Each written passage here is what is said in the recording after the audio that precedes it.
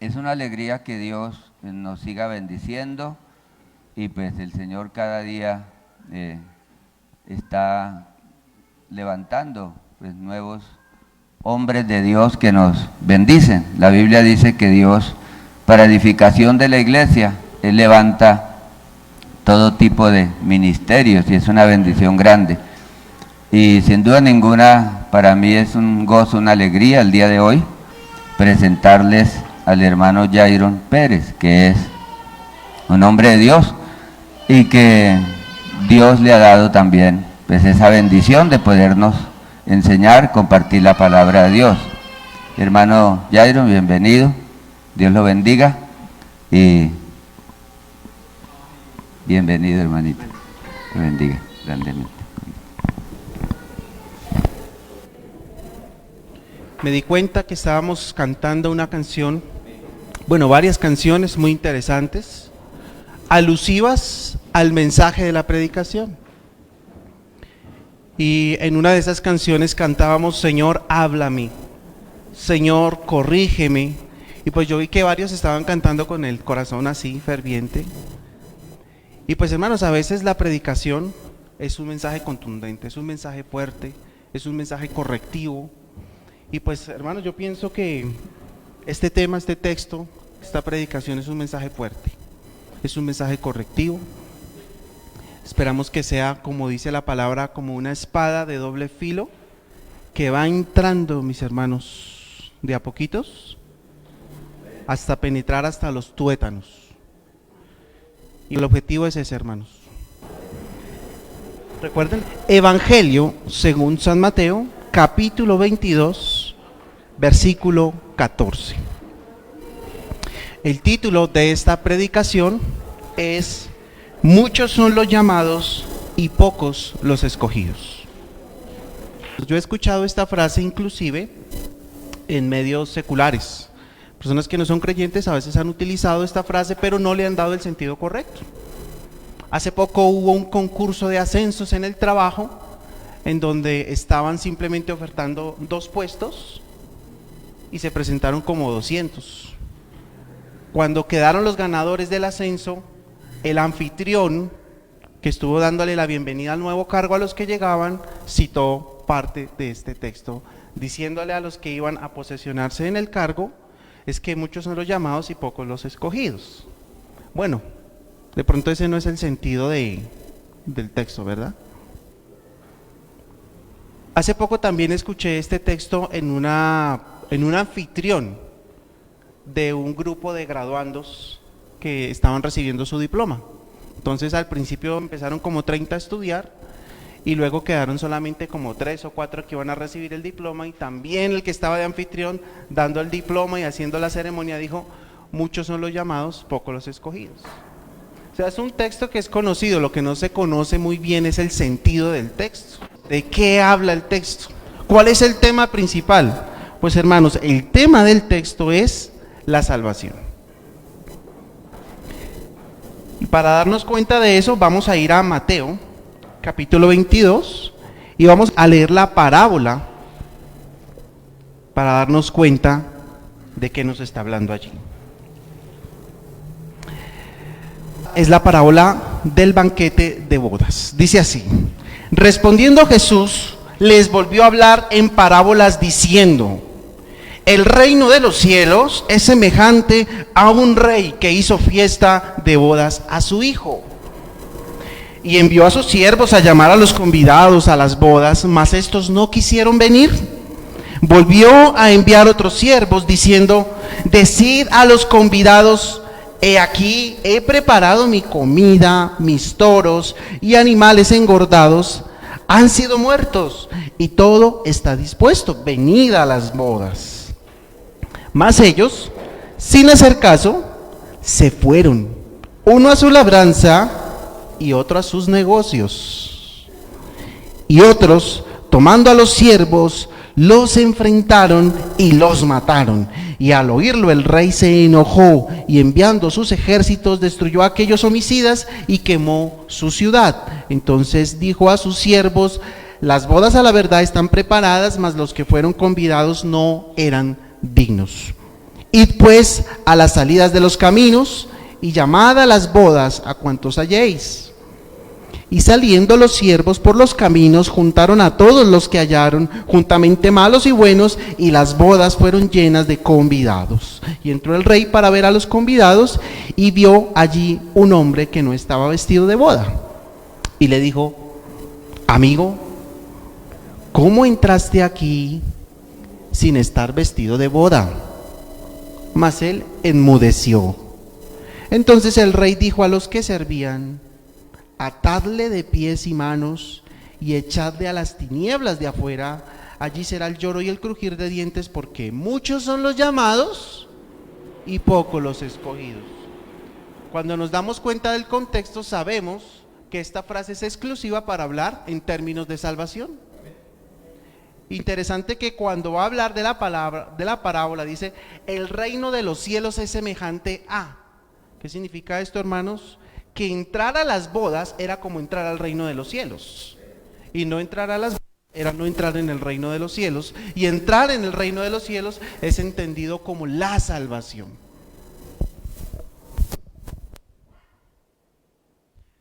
Sabiendo esto, de que la frase trata del tema de la salvación, surge una pregunta: ¿qué es lo que nos dice ese texto acerca de la salvación? Este sermón se comprende de 3 puntos, y en los 3 puntos vamos a profundizar de a poquito el significado de ese término. Primer punto: ¿qué dice este texto de la salvación? Que son más los que se pierden que los que se salvan. Y eso ya es complicado, hermanos. Eso ya es difícil de aceptar. Para las personas en general, esto no es fácil de creer, ni de recibir, ni de escuchar.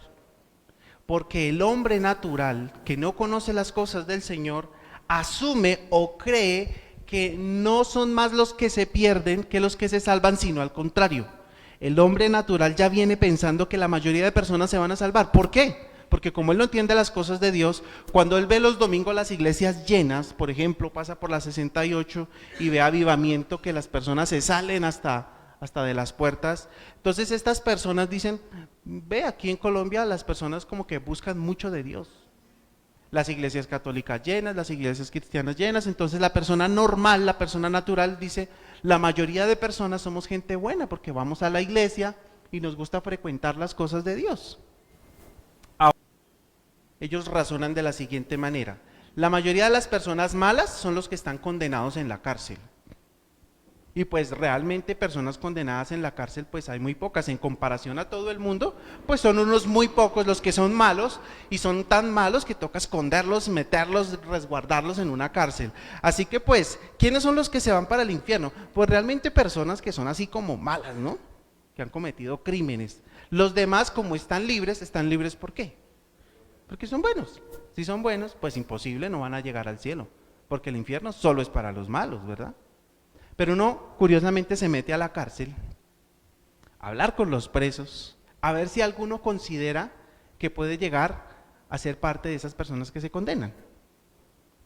Y ellos se clasifican. Los que tienen condenas de 2 o 3 años se creen buenos y no sienten que ellos vayan a perderse en el infierno.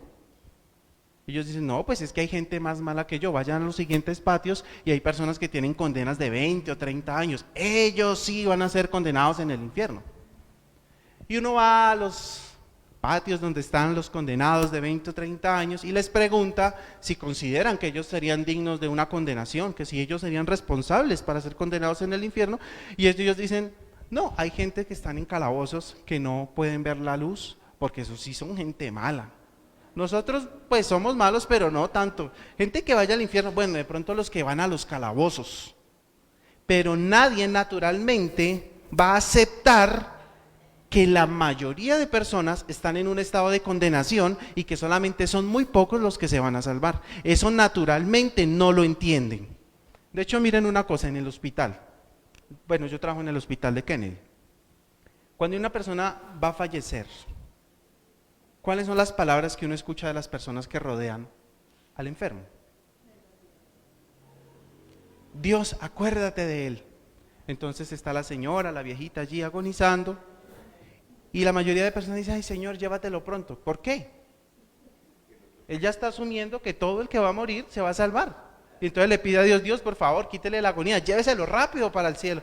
Porque la gente normal no tiene conciencia de que se puede perder. Para ellos todos se van a salvar. Ahora, si se estuviera muriendo una persona que estuviera en un calabozo, pues ellos ya lo pensarían. Pero a la gente normal, a la del común, a la gente de a pie, no, todos se salvan. Cuando muere la persona, dicen, tenlo tú en tu seno, ¿no? O que descanse en la paz del Señor. ¿Y cómo saben eso? ¿Han escuchado la palabra alma bendita? ¿Qué es eso?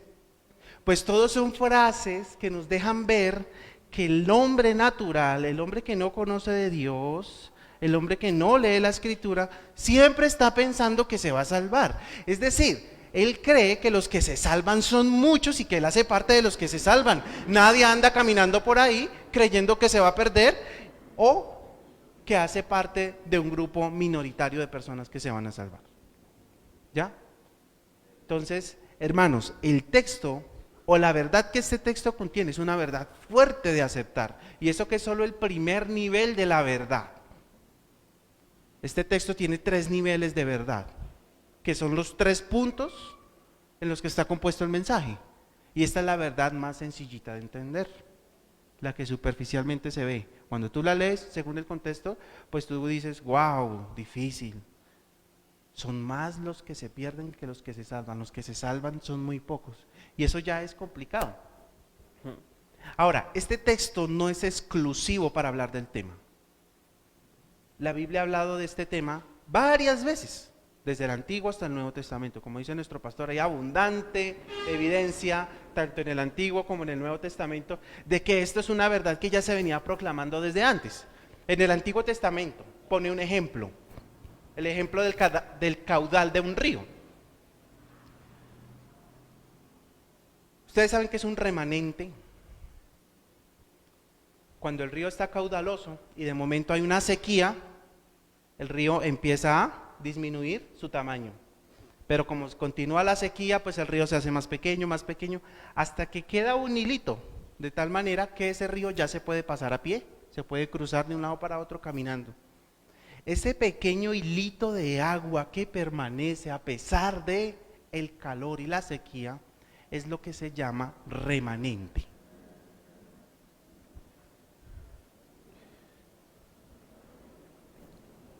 Y a los que se salvan les llaman remanente. O la salvación no se dice en términos de multitudes.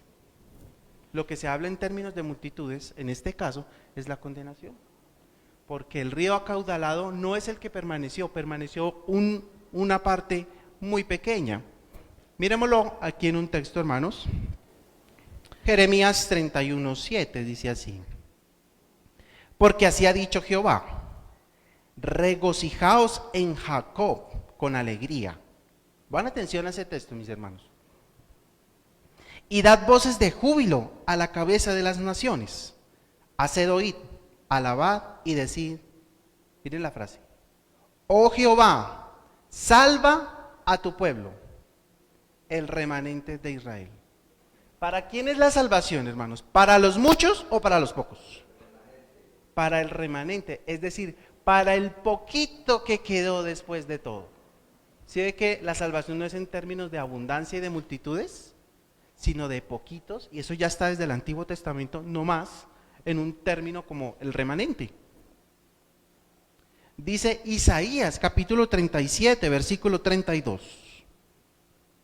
Porque de Jerusalén saldrá un remanente y del monte de Sión los que ¿qué? Los que se salven. El celo de los ejércitos hará esto. La salvación está relacionada o está prometida para los pocos y no para los muchos, para el remanente y no para todo el caudal. Esto ya es muy difícil de entender, hermanos. Dice Lucas 12:32, no temáis, manada pequeña, porque a vuestro Padre os ha placido daros el reino. Lo interesante es saber en qué contexto lo está diciendo. Si usted se va a ese mismo capítulo 12, pero en el versículo 1, dice, en esto, juntándose ¿qué? Miren ahí, juntándose por millares la multitud. Imagínense en eso. ¿Cuántos son una multitud de millares? Junte varios miles. Tanto que unos a otros se atropellaban. Comenzó a decir a sus discípulos, primeramente, guardaos de la levadura, ta. Es decir, que cuando Jesús dice, no temáis manada pequeña, está en un contexto de una multitud de millares. ¿Y a quiénes les prometió darles el reino? De la multitud de millares, solamente a una manada, a una manotada muy pequeña de la reunión de los miles que estaban abarrotados allí. El reino de los cielos no es para todos, tampoco es para las multitudes, sino para un grupo muy pequeño. Vea pues, yo no sé si a usted le asombra eso, pero a mí me parece que eso es duro. Porque ¿cómo hace usted para saber que pertenece a los pocos? ¿Qué le hace a usted estar seguro de que usted pertenece al grupo selecto de los que se salvan?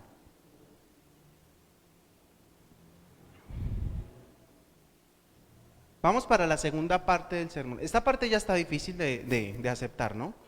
Sobre todo si nosotros hablamos de esto a personas que no conocen del Señor, pues va a ser más difícil. ¿Por qué? Por lo que les venía contando al principio, de que ellos naturalmente ya asumen que se salvan. Ellos piensan que los que se pierden son muy pocos y son gente muy mala, por allá los de la cárcel. Así que para una persona secular es bien fuerte entender esto. Pero hermanos, hay algo más fuerte que dice el texto y está un poquito más abajo, un nivel de profundidad mayor. Hermanos, miren, son pocos, pero no en relación a todos. Son pocos en relación a los que acuden a escuchar el mensaje. Eso es más difícil. A ver, yo lo voy a repetir. Porque muchos son los llamados y pocos los escogidos.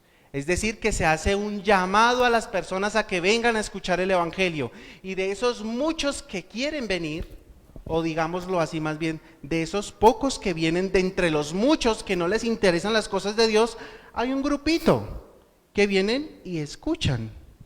Es de ese grupito que escuchan que son pocos los que se salvan. O sea, la cosa es todavía más difícil. ¿Por qué? Porque de pronto nosotros teníamos un aliciente al saber que nosotros somos de pronto de los poquitos.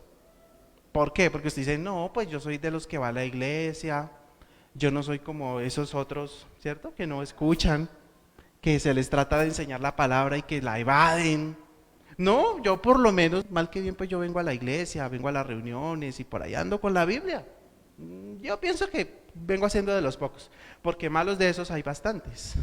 Pero déjeme decirle que no, mi hermano, hay un grave error en creer que escuchar es un fruto y una evidencia de ser creyente.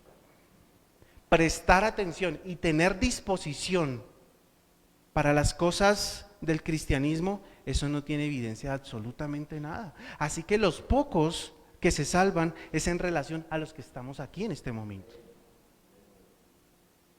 Y vamos a estudiarlo y vamos a analizar si eso es verdad o es una exageración de mi parte. Lucas, capítulo 13, versículo 23.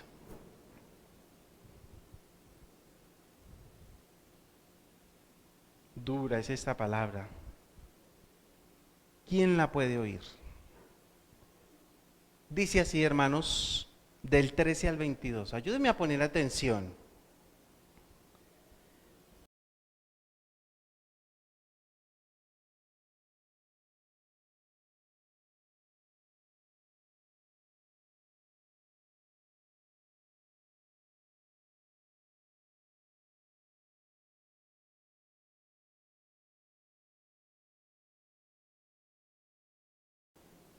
Y miren el 26. Entonces comenzaréis a decir, delante de ti hemos comido y bebido, y en nuestras plazas enseñaste. Pero os digo que no sé de dónde sois. Apartados de mí vosotros, hacedores de maldad. ¿De quién está hablando todo ese texto? De los que comían con él. No sé si usted se acuerda que en varias ocasiones le decían a Jesús: vete de aquí, sal de nuestros contornos, aquí no eres bienvenido. No, el texto no está condenando y no está hablando de condenación de ellos. Ellos son obvios. Pero el texto está hablando de los que cuando Jesús iba a la plaza a predicar, ellos dejaban de vender y se sentaban a escuchar los sermones de Jesús y muy seguramente decían amén, aleluya, gloria a Dios. Sacaban la Biblia y hacían yo no sé cuántos gritos, pero no eran salvos. ¿Ven, hermanos? Y dice, y enfrente de nosotros enseñaste, y no solo comían, sino escuchaban sus enseñanzas. Y de ese grupito que estaba presente son pocos los que se salvan. ¿Por qué? Acuérdense cuál es la pregunta al principio: Señor, ¿son pocos los que se salvan? Y Él está respondiendo, sí, son pocos. Y pone este texto que les estoy diciendo. Este texto lo que está respondiendo es que son pocos los que se salvan, pero son pocos los que se salvan en relación a los que vienen a escuchar. Y eso es preocupante. Porque nosotros de pronto teníamos una conciencia tranquila por estar aquí. Y tranquilamente nos podemos perder. Primera a los Corintios capítulo 10, del versículo 1 en adelante.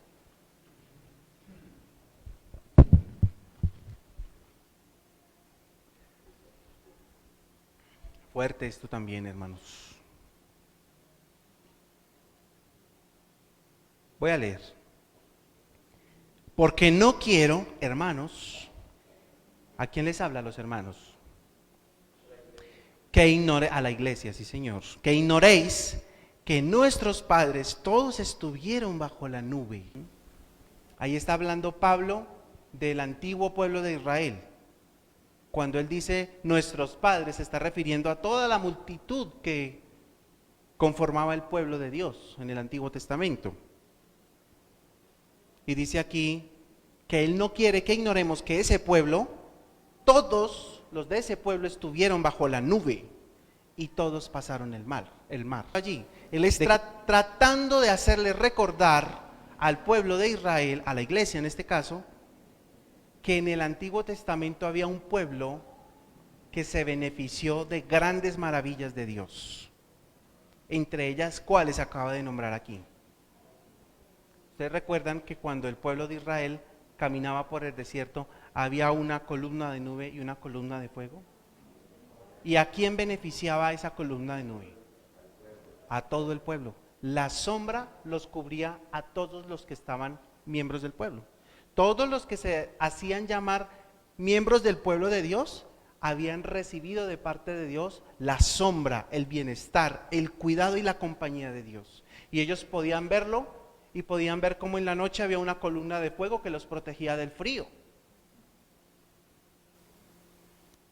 Y dice, y todos en Moisés fueron bautizados en la nube y en el mar.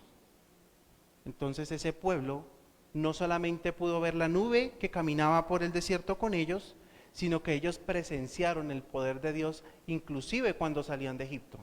Ellos pudieron experimentar qué es que un Dios los defienda y vieron el poder de Dios destruyendo a un gran emperador como era el faraón de Egipto, a través de plagas, moviendo el mundo, la naturaleza. Ellos experimentaron y vieron cómo Dios los defendía y abrió el mar y los hizo pasar por en medio. Todo eso vivió ese pueblo. Y algunos cuando iban pasando por el mar seco y cuando caminaban por Israel hacían cánticos a Jehová. Cantaban, decían aleluya. Algunos repetían algunos poemas y salmos que habían en la época. Pero ¿usted cree, hermano, que eso es ser uno creyente? Porque vamos con unas panderetas celebrando las maravillas de Dios. El versículo 3, y todos comieron el mismo alimento espiritual, se está refiriendo al maná. Y todos bebieron la misma bebida espiritual, porque bebían de la roca espiritual que los seguía, y la roca era Cristo. Hablando de cuando le golpearon la roca y salió agua de la roca. ¿Qué tal estas maravillas, hermanos? Cualquiera diría, uy, no, en ese pueblo de Dios se mueve la presencia, ¿no? Eso se mueve Dios ahí. Y de pronto por usted estar metido ahí, a donde Dios hace milagros y a donde se mueve la presencia de Dios, usted piensa que Dios está agradado con usted, o que usted le está agradando a Dios. ¿Por qué? Porque usted anda ahí, Dios está manifestándose y usted está ahí en medio de ellos, y ya por estar en medio de ellos, recibiendo esa bendición, usted dice, vea pues, yo hago parte del pueblo de Dios, qué bueno, qué bonito, somos creyentes. En caso de que haya muerte, o en caso de que venga el Señor, nos vamos con Él. ¿Está seguro? Pues mire lo que dice el versículo 5. Pero de los más de ellos no se agradó Dios. ¿Qué significa ese texto traducido en otras versiones? De la mayoría de ellos no se agradó Dios, por lo cual quedaron muertos en el desierto. ¿Usted se imagina que la mayoría de ese pueblo no era agradable a Dios y murieron como una señal de condenación y del desagrado que Dios sentía por su manera de vivir la fe en el Señor? O sea, ¿qué lo hace a usted creer que estar ahí sentado escuchando el Evangelio es síntoma o evidencia o certeza de que viene el Señor y usted se va con Él? ¿Por venir? ¿Por participar de las reuniones? ¿Por estar al lado de los creyentes viendo cómo los creyentes ejercen la fe en el Señor? Mi querido hermano y mi querido oyente, tenga cuidado con eso. No se lleve una expectativa errada. De pronto, muchos de los que estamos sentados allí necesitan arrepentimiento y recibir a Cristo en su corazón de verdad. Y quizás, hermano querido, esa sea la razón por la que llevamos muchos años en los mismos pecados y en las mismas maneras de hacer las cosas. Porque Cristo no ha amanecido en el corazón de muchos. Porque estás engañado pensando que ya eres cristiano, que Cristo viene por ti y por eso no te has santificado y has luchado contra tu pecado, tratando de cambiar para hacer una ofrenda agradable para Dios. Mi hermano querido, mire, si el motor de cada cosa que hace no ha sido el Señor, sino que usted tiene una costumbre religiosa, mire hermano, usted no es menos que un fariseo. ¿Los fariseos oraban o no? ¿Ayunaban o no? Iban a la sinagoga y estudiaban y no eran los más perdidos que había. ¿Y por qué le hace pensar a usted que venir, escuchar y participar y acompañar al pueblo de Dios en estas actividades lo hace salvo? Si es que la evidencia de la salvación es ese esfuerzo que nosotros hacemos por obedecer a Cristo, por amor a Él y amor al prójimo.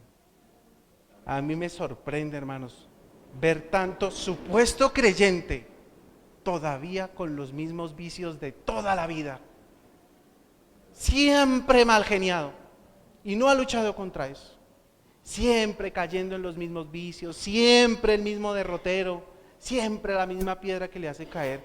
¿Y cómo puede usted decir que es cristiano? Porque viene a la iglesia, así no se santifique, así no se esté formando Cristo en usted, ¿usted es cristiano? ¿Eso es cristianismo? No, mi hermano, o sea, no se engañe. Si usted todavía, cuando se le pregunta de la palabra de Dios, sigue con la cabeza en ceros, hermanos, ¿qué creyente no ama la palabra de Dios? Mi pregunta es, ¿qué hace usted viniendo a la iglesia? Yo no lo sé, pero yo sí le puedo decir, tantos años y ni siquiera un versículo aprendido, y si se sabe un versículo es el mismo de los mismos 10 años de siempre. No aprenden más, no mejoran más. No, hermanos. Tenemos que pedirle al Señor que nos ayude a discernir si verdaderamente somos creyentes. Porque muchas acciones religiosas y mucho emocionalismo y mucha agitación, pero nada de santificación, nada de cambio, hermanos. Nuestras familias todavía tienen mucho que recriminar de nosotros. Y todavía tienen un dedo señalador contra nosotros porque nos ha faltado juicio en las cosas del Señor. Y yo dudaría de que alguien que sigue así como muerto vaya a pensar que vivirá en el Señor con Él. Hay más textos, hermanos. Lucas capítulo 17.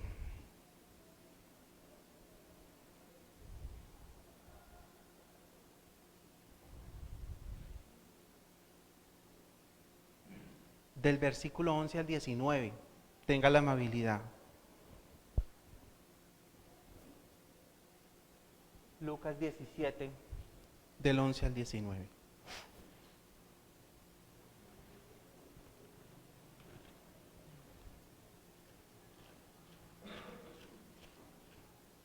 Yendo Jesús a Jerusalén, pasaba entre Samaria y Galilea. Y al entrar, ¿con qué se encontró?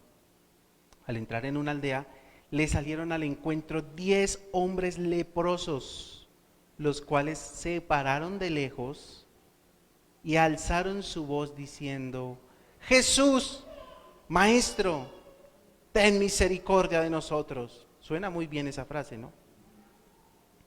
Cuando él los vio, les dijo: Id y mostraos a los sacerdotes.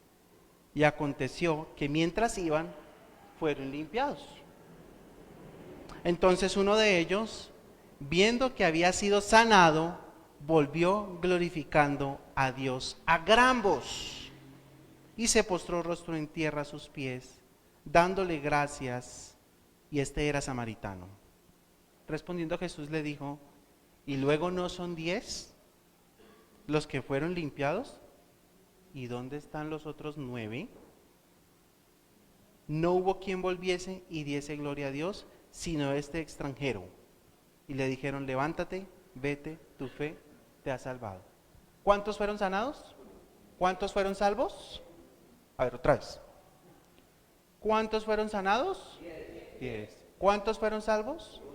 Muchos son los llamados, pocos los escogidos. 1 de 10. 1 de 10. Y fueron sanados. Quedaron limpios de su lepra. Tremendo, tremendo milagro. ¿Y usted puede creer que el corazón del hombre es más duro que eso? Es que ni los milagros. O sea, la idea es que no crea usted que porque recibe favores de Dios, que Dios lo bendice, que le está yendo bien, es porque usted viene a la iglesia y Dios está contento con usted. ¿Sí? No, porque Dios es bueno y le da a todos. A los buenos, a los malos, a los que creen, a los que no. Dios pone el sol sobre buenos y malos. Así que si usted está recibiendo bendición de Dios, no es porque usted esté haciendo las cosas bien, juicioso en la iglesia y Dios ha agradado conmigo, no. No. Miren, hermanos, que otra vez podemos ver en el texto esa misma proporción. Un solo salvo en 10. Bueno, ¿y aquí cuántos seremos en total? Yo no tengo la cuenta de eso. ¿Somos como qué? ¿Como 50? ¿Cuántos serán los salvos de los 50? Esa es una pregunta que me debe hacer. Y preguntarse uno: ¿y seré yo uno de los pocos? Sembrador. Vaya a Lucas, capítulo 8. Dice del 4 al 18. Dice: juntándose una multitud y los que de cada ciudad venían a él, les dijo por parábolas. Cuando le vienen las multitudes, Jesús les dice algo a las multitudes. Y lo que les dice es que no crean que todos son salvos. A él le gusta aclarar eso. El sembrador salió a sembrar su semilla, y mientras sembraba, una parte cayó junto al camino y fue hollada, y las aves del cielo la comieron. Otra parte cayó sobre la piedra y nacida se secó porque no tenía humedad. Otra parte cayó entre espinos y los espinos que nacieron juntamente con ella la ahogaron. Y otra parte cayó en buena tierra y nació y llevó fruto al 100 por 1. Hablando estas cosas decía a gran voz: el que tiene oídos para oír, que oiga. Me hace un favor, subraya ahí: oír y oiga. Oír y oiga.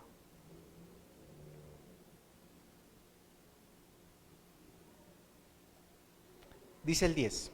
Y él dijo: a vosotros os es dado a conocer los misterios del reino de Dios, pero a los otros por parábolas, para que viendo no vean, y diga ahí: oyendo no entiendan. Así que ponga ahí oyendo, también subrayo oyendo.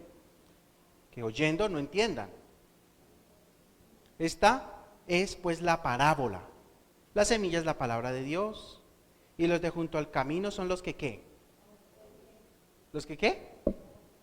Oyen, ¿cierto? Los de junto al camino son los que oyen. Y luego viene el diablo y quita de su corazón la palabra para que no crean y se salven. ¿Se salvaron? ¿Sí o no? ¿Oyeron? Oyeron. Y no se salvaron por oír. Sigamos. Los de sobre la piedra son los que habiendo ¿qué? Subraye oído. Reciben la palabra con gozo, gloria a Dios, aleluya. Pero estos no tienen raíces. Creen por algún tiempo y en el tiempo de la prueba se apartan. ¿Se salvó? ¿Oyó? Oyó. Y este no solo oyó, este fue un poquito más allá. Este andaba con la Biblia y dice que recibía la palabra con gozo. Este no solo oía, sino que era el que decía amén, ¿cierto? Era el que se emocionaba, era el que andaba como con tendencia al temblor y la cosa, ¿cierto? La que cayó entre espinos, estos son los que oyen. Subraye oyen, hermanito, hágame el favor. Pero yéndose son ahogados por los afanes y las riquezas y los placeres de la vida y no dan fruto. ¿Se salvó? ¿Pero oyó? ¿Recuerdan cuál es el segundo punto de la predicación? Que los que son salvos, gracias hermanito, los que son salvos lo son, no en relación a todo el mundo, incluyendo a los que rechazan a Dios abiertamente, no. El segundo punto en el que estamos es que son pocos en relación a los que escuchan, y esta parábola da evidencia de eso, porque él no está hablando de todo el mundo, él está hablando de un grupo seleccionado de personas que oyeron todas el evangelio, pero de las 4 semillas, solamente uno, a ver, 15, mas la que cayó en buena tierra, estos son los que con corazón bueno y recto retienen la palabra oída y dan fruto con perseverancia. ¿Cuántas semillas? 4. ¿Cuántas se salvó? 1. Muchos son los llamados, pocos los escogidos. Pero en relación a los que, a los que escuchan.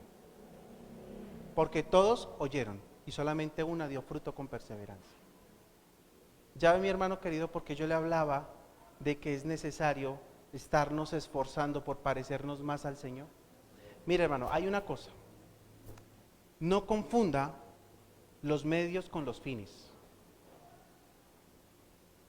Otra vez. No confunda los medios con el fin.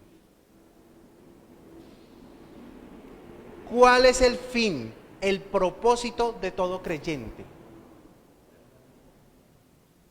¿Cuál es? Nuestra meta todos los días es agradar al Señor por medio de la obediencia, por amor a Él.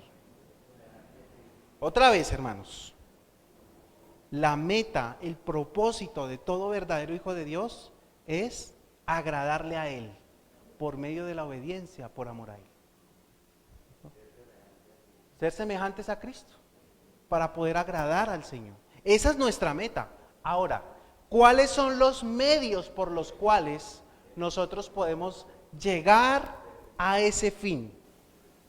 Estudiar, sí señor, estudiar es una forma, porque yo estoy intentando conocer a estudiar para conocer, para ser parecido al Señor. Dime tú, Adrianita. ¿Cómo? Orar. Pero miren, ¿sí ven? Orar. ¿Yo para qué oro entonces? Para poderle pedir al Señor que me haga más parecido a Él, para poder obedecer, para poderle ser agradable. Yo para eso es que oro, yo para eso es que estudio, yo para eso es que ayuno, yo para eso es que me congrego. Miren cuáles son los medios, pero el fin es uno. No podemos hacer de los medios el fin en sí mismo. El cristiano no es aquella persona que se siente bien porque oró. No, es que orar no sirve para nada. El propósito de mi oración debe ser que yo me parezca a Cristo. Si yo me estoy pareciendo a Cristo utilizando los medios, estoy logrando el propósito por el cual yo estoy pisando la tierra. Pero si solo me dedico a hacer actos religiosos que no me hacen parecido a Dios, eso no me salva. Es decir, yo no soy salvo por estar orando, yo no soy salvo por estar ayunando, porque ese no es el fin, esos son los medios. Y si usted está orando, si usted está ayunando, si usted se está congregando y está haciendo un montón de rituales y no se está pareciendo a Cristo, entonces se volvió un religioso. Usted no está dando fruto a pesar de que ora, usted no está dando fruto a pesar de que lee la Biblia, usted no está dando fruto a pesar de que se congrega. Es porque, mi hermano, eso no es lo más, ese no es la meta de nosotros. Nos hemos vuelto religiosos y hemos creído que por estar en los medios ya estamos cumpliendo el fin.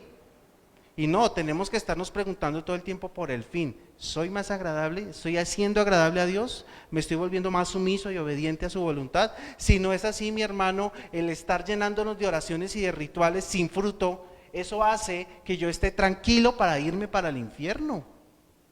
Que yo me muera en paz, supuestamente con el Señor, cuando lo que lo que voy a recibir de Dios son palabras tales como: no os conozco. Es que recuerden, hermanos, ¿se acuerdan ese texto de Mateo capítulo 7? Y en aquel tiempo me diréis: Señor, Señor, ¿acaso en la iglesia no estuvimos en qué? ¿No hicimos milagros en tu nombre? ¿No profetizamos en tu nombre? Pero les diréis: apartados de mí, hacedores de maldad, no os conozco. ¿Cuál puede ser la razón? Hermanos, porque estábamos en los medios, pero ellos ¿qué hacían? Maldad. Es decir, que el fin, el propósito de la vida como creyentes no lo hacían, no lo cumplían.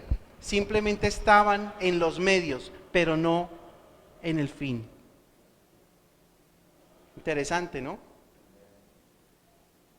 Pero hasta ahora vamos en el segundo nivel de profundidad y cada nivel es más duro que el otro, ¿no? O sea, este ya estuvo fuerte.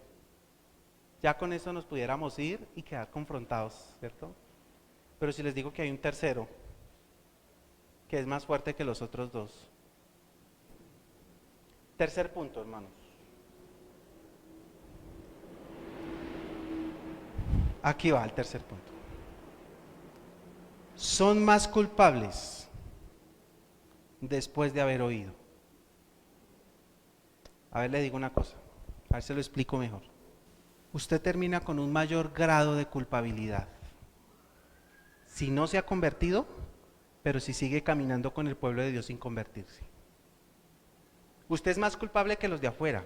O sea, para usted, mi querido oyente, que se congrega y no se ha convertido y no le ha entregado la vida al Señor, que no ha dado fruto con perseverancia y que lleva así, plano, por muchos años, si llegase a ser cierto que usted no es creyente, la condenación para usted es peor. Porque usted tuvo más oportunidad que los demás. Hermanos, no es lo mismo pasar por un camino, ver que hay una persona ensangrentada, detenerme, mirarlo y seguir derecho, ignorarlo. Eso es un caso. Y eso está mal. Lo otro, yo vaya por un camino, vea a una persona ensangrentada, reconozca que es Jesús, me devuelva y le pase por encima. ¿Cuál es peor? ¿Cierto? Es peor la segunda. ¿Por qué? Porque él sabía. El otro no sabía que era Jesús y siguió derecho. Bueno, ok. Pero el que sabe quién es Jesús, sabiendo y conociendo la verdad,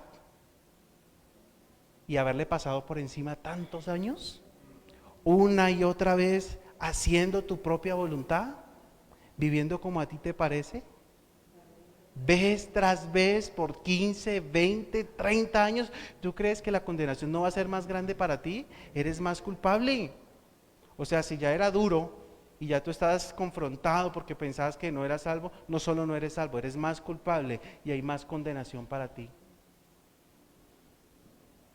porque rechazaste por mucho tiempo, hiciste más esfuerzo que los demás para condenarte.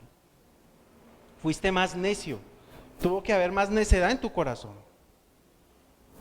Primera de Pedro 2:20.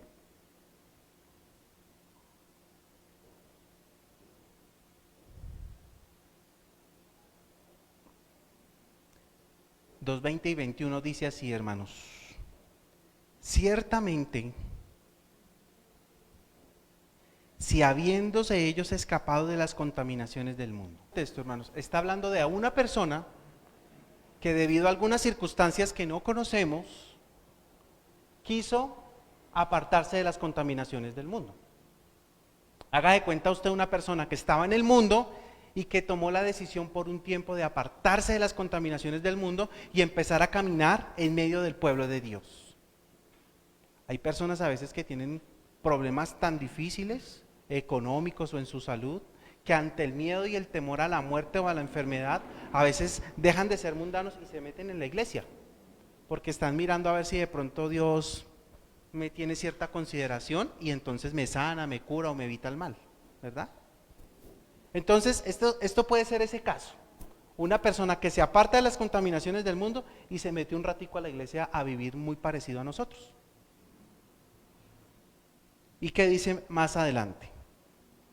Se apartó de las contaminaciones del mundo por el conocimiento del Señor y Salvador. Él empezó a entender muchas cosas acerca de Dios. ¿Y qué decisión tomó? Me voy a apartar del mundo porque estoy entendiendo. Pero luego dice que enredándose otra vez en ellas, son vencidos y su postrer estado viene a ser peor que el primero. Yo he escuchado una interpretación equivocada sobre esa parte de que el estado postrero será peor que el primero. Entonces dice, si usted se tomaba 5 cervezas y conoció del Señor, se metió en la iglesia y se aparta, ahora se toma 15. Porque su estado, dice la Biblia, será peor que el primero. No. El texto no está hablando nada de eso. Él está hablando de su estado de culpa. Será peor que el primero. ¿Por qué? Mire lo que dice ahí.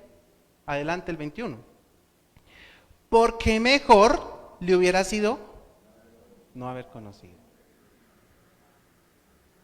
¿Sí vio? Mejor le hubiera sido no haber conocido. ¿Por qué? Que después de haberlo conocido, volverse atrás del santo mandamiento que le fue dado. Porque es que el estado de conocimiento le hace tener un peor estado delante de Dios, de mayor condenación por mayor responsabilidad, por dar evidencia de mayor necedad en su corazón. Una condenación bien justificada por persistir haciendo el mal, por persistir en la necedad. Hermanos, nosotros tenemos que vencer nuestra propia voluntad y rendirnos a la voluntad del Señor. Tenemos que seguir dejando de estar siendo voluntariosos para cada cosa que hacemos, hermano. El creyente, el Hijo de Dios verdadero, el que es salvo, el que da fruto con perseverancia, es el que está escudriñando las Escrituras para saber si está haciendo cada cosa bien en las diferentes áreas de su vida. Hermano, yo le pregunto, ¿usted cómo está criando a sus hijos? Si usted es creyente, usted está criando a sus hijos conforme a las Escrituras. Mi hermano, pero llevan personas muchos años criando a los hijos de la manera como se les viene a la cabeza, ¿verdad? ¿Qué dice el Señor de los noviazgos? Como a mí me parezca, a mí no me importa si la Biblia me prohíbe o no me prohíbe, ¿verdad? Hermanos, estamos viviendo la vida como se nos parece, pero nos estamos congregando. ¿Ya? En cada área de nuestra vida hacemos lo que nos place, pero nos estamos congregando y eso nos mantiene ahí como tranquilitos. Y eso está mal. Ustedes ya conocen los deberes de los esposos, lo que nos toca hacer con nuestra esposa, lo estamos haciendo. Si no lo estamos haciendo, nos estamos esforzando con nuestra esposa. Conocemos los deberes como esposas, lo estamos haciendo, nos estamos esforzando. Cada quien vive la vida como le parece, pero nos estamos congregando y estamos viniendo a las vigilias y estamos viniendo a los ayunos, pero cada quien en su vida hace lo que bien le parece. eso es un estado de peor condenación. Porque teniendo la verdad, no lo hacemos.